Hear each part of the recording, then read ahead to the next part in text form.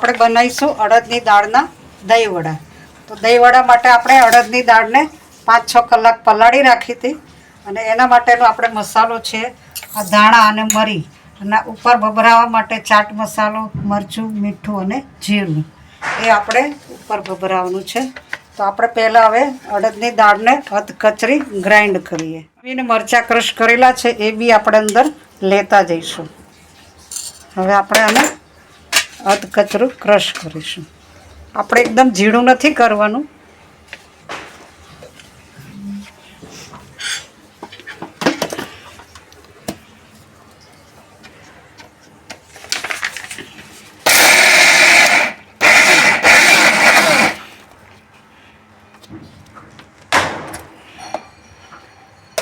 તો આપણે એમાં થોડુંક ચમચો ફેરવી લઈએ એટલે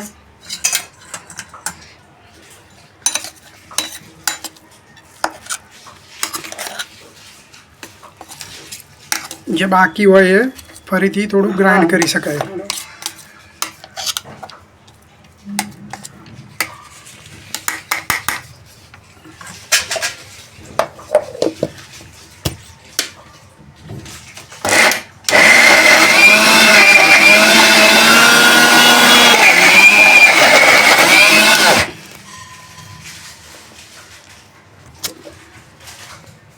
આવું અધકચરું ગ્રાઇન્ડ કરી દેવાનું. બધી દાળને આપણે હવે આવી રીતે ગ્રાઇન્ડ કરી દઈશું. આ રીતનું અધકચરું ગ્રાઇન્ડ કરવાનું છે. પાણી નથી નાખવાનું આમાં. પાણી નાખ્યા વગર જ કરવાનું છે. બરાબર છે. નરક ચતુર્દશીના દિવસે કૃષ્ણ ભગવાને નરકાસુરનો વધ કર્યો હતો અને આ દિવસે વિવિધ જે દાળ આવતી હોય અને બાજરી એના વડા બનાવવાની પરંપરા ગુજરાત, રાજસ્થાન અને મધ્યપ્રદેશમાં છે. ધર્મની રીતે જોઈએ તો આ જે વડા બનાવવામાં આવે તો એ વિજય ઉત્સવનું એક પ્રતીક છે અને આવી રીતે મસાલેદાર વાનગીઓ ખાવાથી શરીરમાં ઉર્જાની પ્રાપ્તિ થાય છે.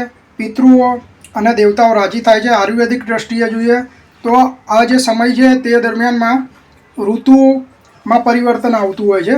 તો એ દરમિયાન આવા વ્યંજન ખાવા જરૂર છે જે ઉર્જા આપે. અને આયુર્વેદની રીતે જોઈએ તો અડદની દાળ ને અન્ય જે પણ દાળ હોય તે પ્રોટીનથી ભરપૂર હોય છે. તો જે સ્વાસ્થ્ય માટે ખૂબ જ ફાયદાકારક છે. તો હવે આપણે આગળ શું પ્રક્રિયા કરવાની છે તે જોઈએ. જે બાકીની દાળ છે એને પણ આપણે આવી રીતે અધકચરી ગ્રાઇન્ડ કરવાની છે. આ જો કેવી અધકચરી ગ્રાઇન્ડ કરી છે. હવે આપણે બીજી રાઉન્ડ એક કરી લઈશું. એ દરમિયાનમાં આપણે સિંગ તેલ છે તેને ગરમ કરવા મૂકી દીધું છે. હવે આપણે આગળની પ્રોસેસ કરીએ.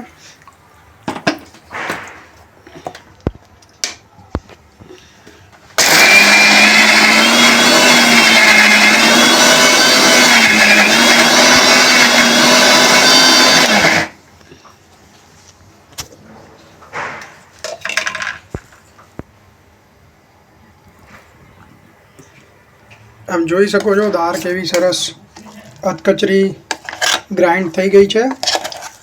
હવે આ બધી દાળમાં મસાલો કઈ રીતે કરવાનો છે તે જોઈશું. હવે આપણું ગ્રાઇન્ડ થઈ ગયું છે. હવે આપણે એમાં મસાલો નાખીશું. તો આ ધાણા છે અને મરીનો પાવડર છે. અને હવે આપણે સ્વાદ અનુસાર એમાં મીઠું નાખીશું.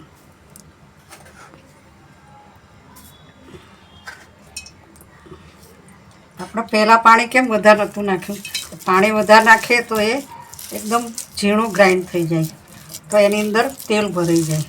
તો હવે આપણે થોડું થોડું પાણી નાખી અને અંદર મિક્સ કરીશું.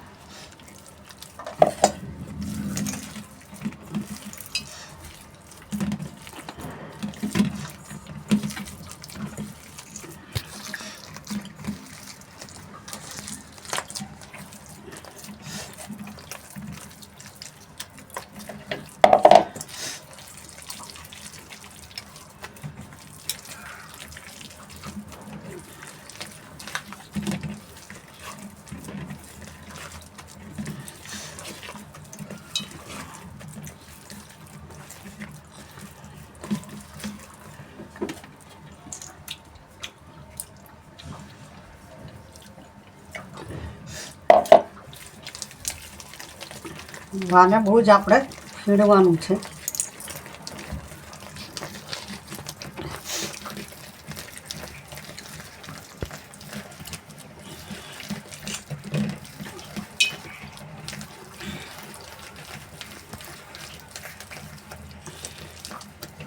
હવે આપણે આમાં થોડું તેલ નાખીશું ગરમ.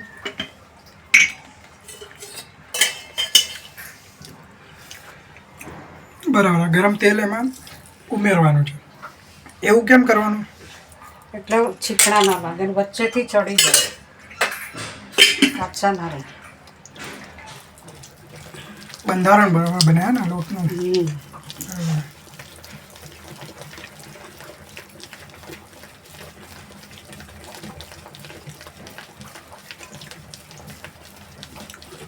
જો આવી રીતે બહુ બધું ફીણવું પડશે ત્યારે વડા બરાબર બનશે.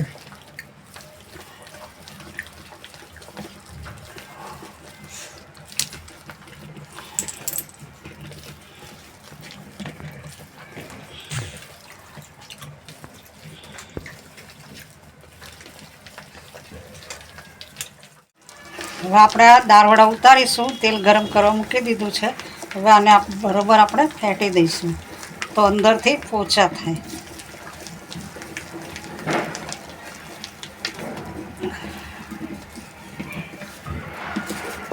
આપણે જ્યારે બનાવીએ ત્યારે ફરીથી પાછું ફેટવું પડે. આપણે પહેલાં થોડા બનાવીએ પછી પાછા રવા દીધા હોય, ફરી પાછું આ રીતે ફેણવું પડે.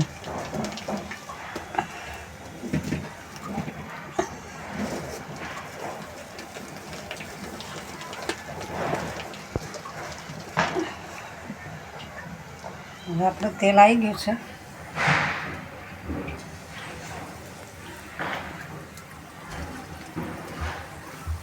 આવી રીતે તરવા મૂકવાના છે વડાને.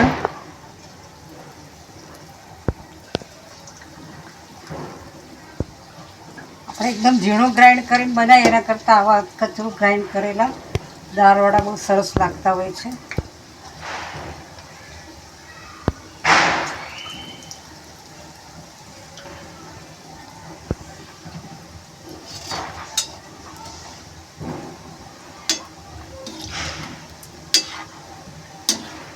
આવી રીતે એને ફેરવી કાઢવાના વારે વારે, એટલે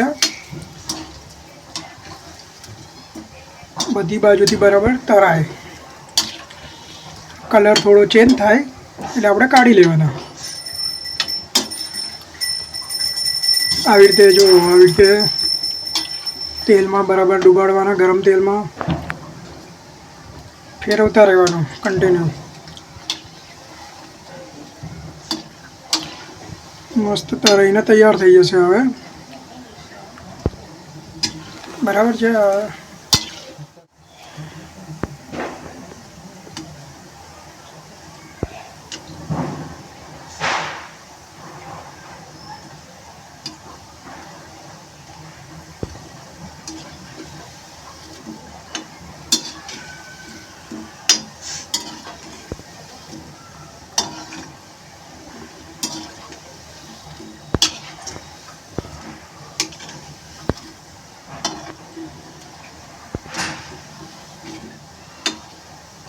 જો આવી રીતે તરતા રહેવાનું બરાબર. ના,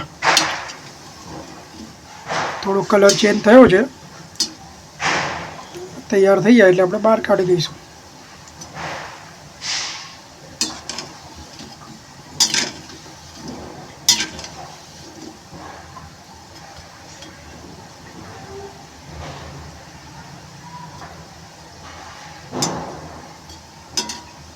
અડદની દાળના વડા કાળી ચૌદસે હનુમાન દાદાને પણ ચડાવવામાં આવે છે, પ્રસાદ કરવામાં આવે છે.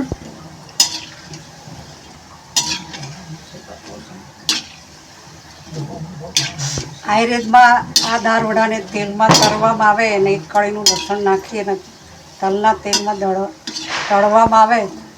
મોઢાનો લકવો થયો હોય એ પેશન્ટને ખવડાવવામાં આવે 10 દિવસ સુધી તો એના મોઢાના લકવામાં 70% ફેર પડી જાય છે.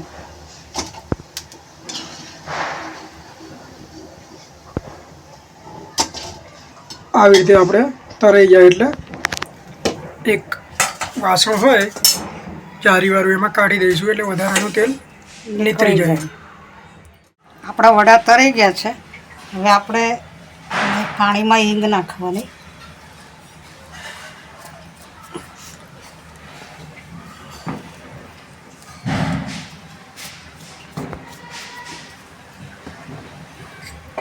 થોડું મીઠું નાખવાનું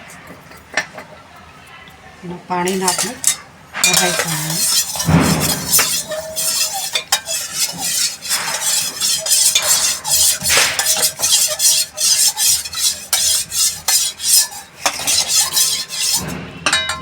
હવે આપણા ઠંડા થયેલા વડા હોય એને આપણે આ રીતે પાણીમાં પહેલાં ડુંગળ દેવા.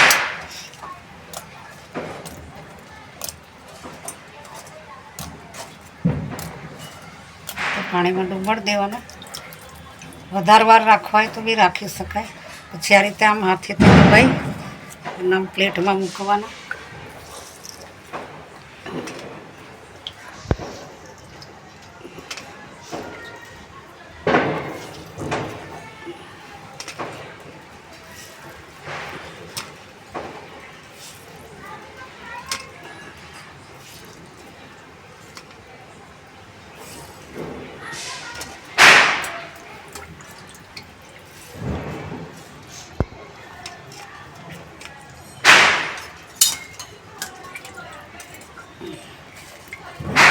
પછી આપણે આ રીતે દહીંની અંદર ખાંડ અને મીઠું નાખેલું છે. પછી આપણે દહીં આ રીતે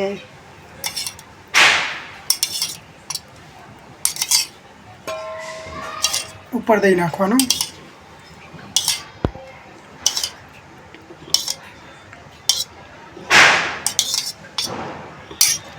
પછી આપણે વાટેલું જીરું હોય એ ઉપર ભભરાવાનું. તાજું જીરું વાટી નાખો તો બી મસ્ત લાગે. આ રીતે જીરું ઉપર ભભરાવાનું. જીરુંનો ટેસ્ટ જ બહુ સરસ આવે છે. તાજું તમે લસોટીને નાખો ને તો બહુ સરસ લાગે. પછી સહેજ સહેજ મીઠું,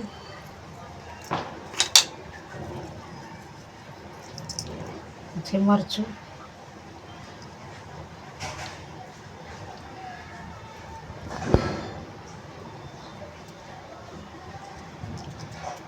ચાટ મસાલો,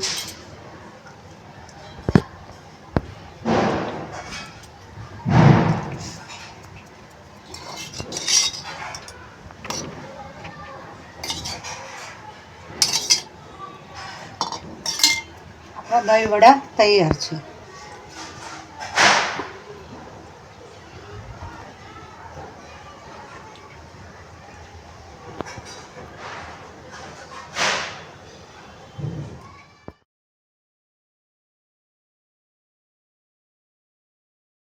જો તમને અમારી રેસીપી ગમી હોય તો અમારી ચેનલ ધ ભાવસાર કિચનને સબસ્ક્રાઈબ કરો, અમારા વિડીયોને લાઈક કરો, કોમેન્ટ કરો અને શેર કરો. Thank you.